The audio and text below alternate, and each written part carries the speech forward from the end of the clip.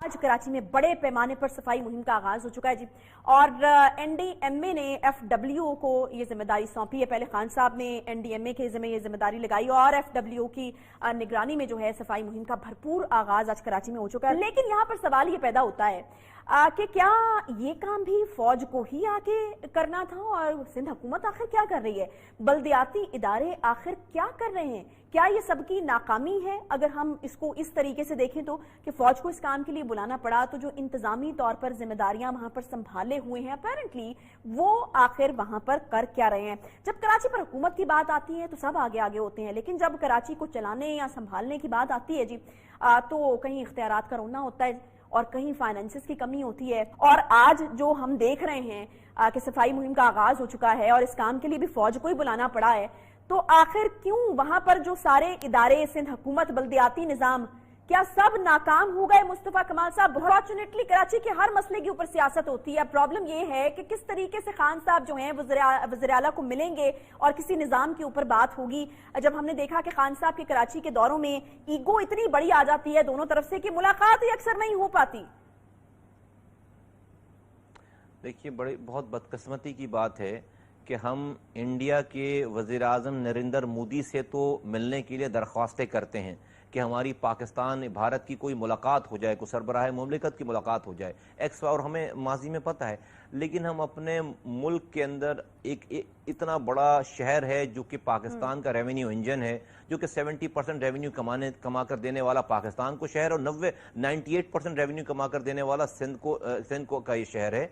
वहाँ के वज़ीर आला और वहाँ पे अगर आप हम इशूज़ को, और आपको पता है कि ये इट्सेल्फ कितनी शर्मिंदगी की बात है कि न्यूक्लियर पावर ये स्टेट है और हम आज बैठकर हर बारिशों में कचरे को डिस्कस कर रहे होते हैं। 16 साल से मैटर हम डिस्कस कर रहे हैं, नालों की सफाई को डिस्कस कर रहे हैं, और वज़ीर आज़म और पाकिस्तान आर्मी और NDMA जैसे इदारे इसके ऊपर जो है वो एक कचरा उठाने के ऊपर लग रहे हैं। ये हमारे लिए शर्म का मुकाम है, हमारे लिए शर्मिंदगी की बात है। मुझे एम्बेरसमेंट फील होती है इन बातों को बार बार करते हुए भी कि हम अभी आगे की बात करते, फॉरवर्ड लुकिंग हम चीजें करते, अभी आज हम अपने नालों को नहीं संभाल पाए, अपने कचरों को नहीं संभाल पाए। लेकिन मुझे सबसे ज्यादा अफसोस की बात है, और मुझे अफसोस से ज्यादा ये कि मुझे डर ऐसा लग जाता है कि जब अपने हुक्मरानों के मैं उसकी रेमेडीज देखता हूं कि आपके पास जब डायग्नोसिस ठीक नहीं है, आपको बीमारी का पता ही ठीक नहीं है, तो आप उसका इलाज भी उसी तरह से करते हैं। मुझे ये खतरा है खुदा न खास्ता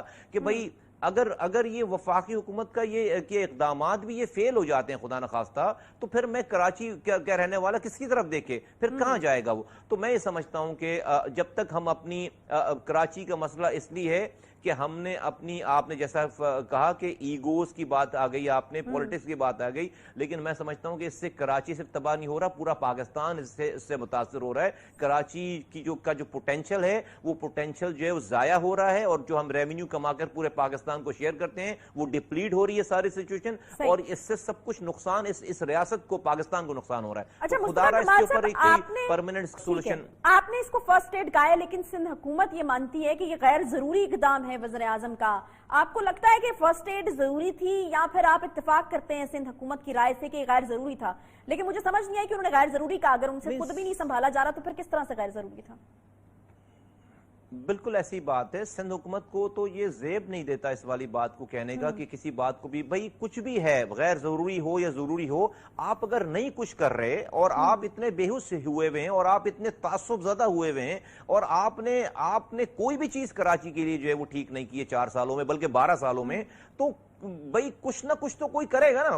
और मैं तो कहता हूं कि करना चाहिए, लेकिन मैं कहता हूं राइट डायरेक्शन में करना चाहिए। ये बात बिल्कुल गलत है जो लोग आकर ये तावीलात पेश करते हैं कि जी चूंकि 18वीं तरमीम में सारा इख्तियार जो है वो सूबों को जा चुका है, तो इसलिए वफाक मदाखलत नहीं कर सकता। वो भाई ये कोई मकबूजा कश्मीर का इलाका नहीं है खुदा न खास्ता, ये कोई इजराइल का या इंडिया का इलाका नहीं है कि हम बैठकर सिर्फ और सिर्फ कराची की हम इखलाकी सपोर्ट करें इस्लामाबाद से बैठकर। भाई इमरान खान साहब वजीर आजम पाकिस्तान हैं, اور یہ سندھ پاکستان کا حصہ ہے، اور یہ کراچی پاکستان کی شہرگ ہے، ریونیو انجن ہے پاکستان. کیوں مداخلت نہیں کریں گے بھائی؟ وہ وزیر اعظم پاکستان ہے، وہ وزیر اعظم اسلام آباد کے صرف نہیں ہے. اگر آپ کام نہیں کریں گے، اگر آپ اس شہر کو تباہ کریں گے، اگر آپ تمام اختیارات کو لے لیں گے اور کچھ کام نہیں کرنے دیں گے، اور پھر آپ کا جو یہاں پر میئر ہے وہ کرپٹ ہوگا لوکل کو، تو بھائی لوگ کہاں جائیں پھر؟ بھائی شہر سے پی ٹی آئی کو لوگوں نے مینڈیٹ دیا ہے، 14 سیٹیں دی ہیں، وزیر اعظم یہاں سے جیتے ہیں، پھر چلیں جیت ہار تو دوسری الگ ایک طرف کر دیتے ہیں. وہ وزیر اعظم پاکستان ہے، وفاق میں ان کی حکومت ہے. ان لوگوں نے اب تک کیا کیا؟ اس دفعہ بڑا اعتماد دکھایا ہے پی ٹی آئی کی طرف کراچی کے عوام نے، تو انہوں نے کیا کچھ ریٹرن کیا ہے کراچی کے عوام کو اب تک آپ کے خیال میں؟ آج تک تو کچھ بھی نہیں کیا انہوں نے. آج تک تو صرف باتیں کی ہیں، اور باتوں کے علاوہ کچھ بھی نہیں کیا. تو مصطفیٰ کمال صاحب، پھر آپ کسی ایک پارٹی کو تو مورد الزام نہیں ٹھہرا سکتے نا، پھر تو سب کا حصہ ہے اپنا اپنا. میں نہیں ٹھہرا رہا، میں کسی پارٹی کو مورد الزام نہیں ٹھہرا رہا. میں تو گورنمنٹس کو مورد الزام ٹھہرا رہا ہوں کہ جو سٹی گورنمنٹ ہے، جو صوبائی حکومت ہے، اور جو وفاقی حکومت ہے. میں وفاقی حکومت کی سیکشن کو غلط نہیں کہہ رہا. دیکھیے میں اس لیے کہ میں ان کی نیت پہ شک نہیں کر رہا. وزیر اعظم نے این ڈی ایم اے کو اور وفاق پاکستان کو ریکویسٹ کی ہے. میں ان کی انٹینشن کو کوشچن نہیں کہہ رہا. میں صرف یہ کہہ رہا ہوں کہ خدا نہ کہ یہ اس انسٹرکشنز کو دینے کے بعد این ڈی ایم اے کو وزیر اعظم خدا نہ خواستہ کو یہ نہ سمجھ لیں کہ انہوں نے کراچی کا مسئلہ حل کر دیا.